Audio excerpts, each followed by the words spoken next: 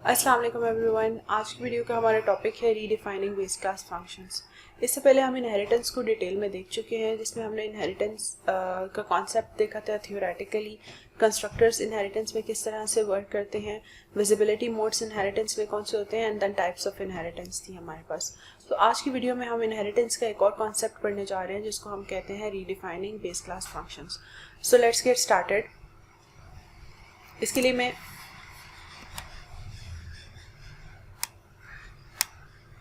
सबसे पहले एक क्लास क्रिएट करती हूँ पेरेंट के नाम से,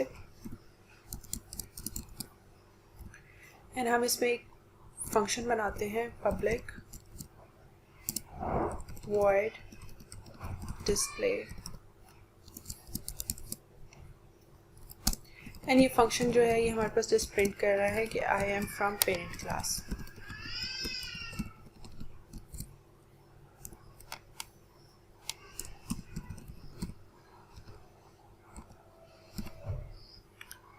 देन हम एक और क्लास बनाते हैं, ठीक है, जो इस पेरेंट क्लास को इनहेरिट करेगी हमारे पास।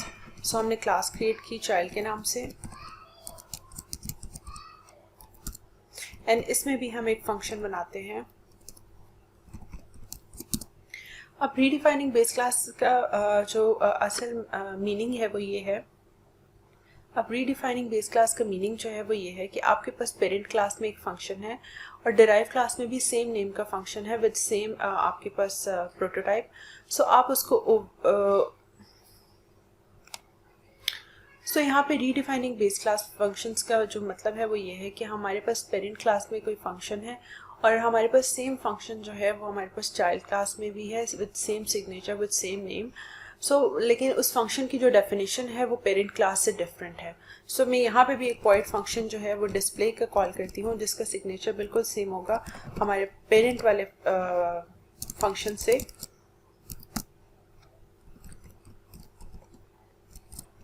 एंड इसमें हम प्रिंट कर देते हैं कि I am from child class.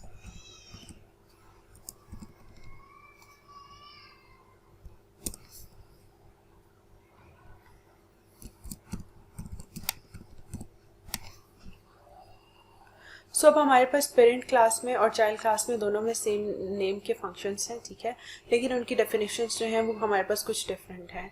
अभी हमने इनहेरिटेंस इम्प्लीमेंट नहीं की है, लेकिन उससे पहले हम मेन फंक्शन में जाते हैं।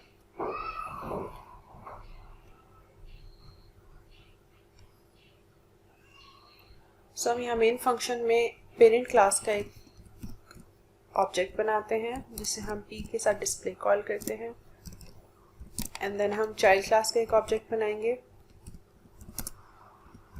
जिसे हम अगेन डिस्प्ले फंक्शन कॉल करेंगे।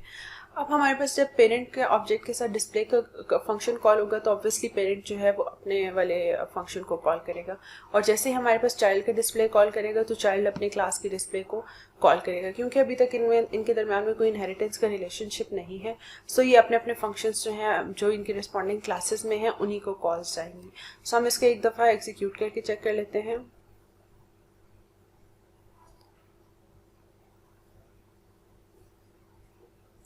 सो हमारे पास आउटपुट आ गया कि I am from parent class and I am from child class. Now let's see कि जब हम इनमें इनहेरिटेंस करते हैं तो नाउ लेट्स सी कि जब हम इनमें इनहेरिटेंस इंप्लीमेंट करेंगे तो हमारे पास चीज़ें जो हैं वो डिफरेंट हो जाएंगी या फिर हमारे पास सिमिलरली इसी तरह से वर्कआउट करेंगी। सो हम चाइल्ड क्लास को इनहेरिट करते हैं पेरेंट क्लास से,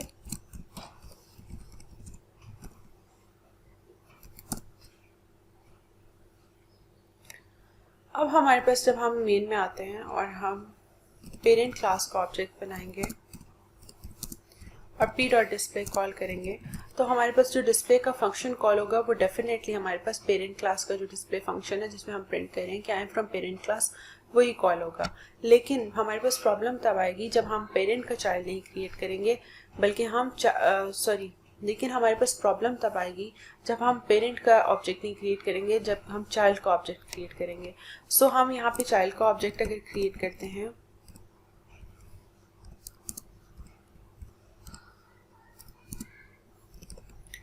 अब हमारे पास प्रॉब्लम यहाँ पे ये आ रही है, आप देख रहे हो कि यहाँ पे कोई एरर नहीं है, लेकिन हमारे पास प्रॉब्लम ये है,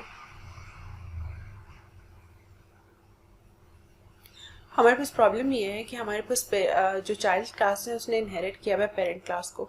सो इनहेरिटेंस का मतलब है कि उसने पेरेंट क्लास की जितनी प्रॉपर्टीज़ थी वो इनहेरिट की हुई है। सो इट मीन्स कि उसके पास अपना डिस्प्ले फंक्शन भी है और पेरेंट क्लास का डिस्प्ले फंक्शन भी है। सो अब हमारे पास कंपाइलर क्या हो जाएगा, वो कंफ्यूज हो जाएगा कि मैंने कौन से वाले फंक्शन को कॉल करना है, मैंने पेरेंट को कॉल करना है या अपने वाले फंक्शन को कॉल करना है।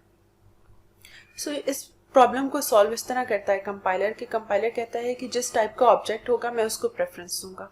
जैसे कि यहाँ पे आप देख सकते हैं कि हमने चाइल्ड क्लास का ऑब्जेक्ट क्रिएट किया है। सो जब हम ओबीजे से डिस्प्ले कॉल करेंगे तो वो देखेगा कि अच्छा डिस्प्ले का फंक्शन कॉल हो रहा है और कौन से ऑब्जेक्ट से हो रहा है, ओबीजे से, और ओबीजे की टाइप क्या है, चाइल्ड। सो मुझे चाइल्ड का फंक्शन कॉल करना है। सो इससे क्या हुआ कि हमने पेरेंट का जो फंक्शन था हमारे पास उसको हमने रीडिफाइन कर दिया बेस क्लास फंक्शन में। सो ये कॉन्सेप्ट था हमारे पास। अब ये कॉन्सेप्ट जो था हमारे पास, इसको हम कहते हैं रीडिफाइनिंग बेस क्लास फंक्शंस। कि हमारे पास जो पेरेंट क्लास चाइल्ड क्लास है उसने पेरेंट क्लास के फंक्शन को रीडिफाइन कर दिया है, उसकी अपनी डेफिनेशन दे दी है, जबकि फंक्शन का नेम और सिग्नेचर जो है वो बिल्कुल सेम है। इस काम को जो कंपाइलर जो है वो कंपाइल टाइम पे करता है। सो इसको हम लोग कंपाइल टाइम बाइंडिंग भी कहते हैं। इस काम को कंपाइलर जो है वो कंपाइल टाइम के पे करता है। सो इसको हम कंपाइल टाइम बाइंडिंग भी कहते हैं या स्टैटिक बाइंडिंग भी कहते हैं। इसके अलावा इसको हम लोग अर्ली बाइंडिंग भी कह सकते हैं। सो ये तीनों नाम जो हैं, ये जो तीनों नाम हैं ये सेम कॉन्सेप्ट के हैं। आप तीनों नामों को से अगर कहीं पे भी ये नाम सुनो तो इट मीन्स कि आपके माइंड में आ जाएगा कि अच्छा जो हमारे पास रीडिफाइनिंग बेस क्लास फंक्शन हो रही है that is something like that. इसके अलावा हमारे पास और बहुत सारी एग्जांपल्स हैं स्टैटिक बाइंडिंग की, लेकिन उनको हम नेक्स्ट वीडियो में डिस्कस करेंगे। आज की वीडियो के लिए इतना ही। आई होप आप लोगों को समझ आ गई होगी। अगर आप लोग की कोई क्वेरीज हैं तो आप मुझे ईमेल कर सकते हो या कमेंट सेक्शन में अपनी क्वेरी को ड्रॉप कर सकते हो। Thank you.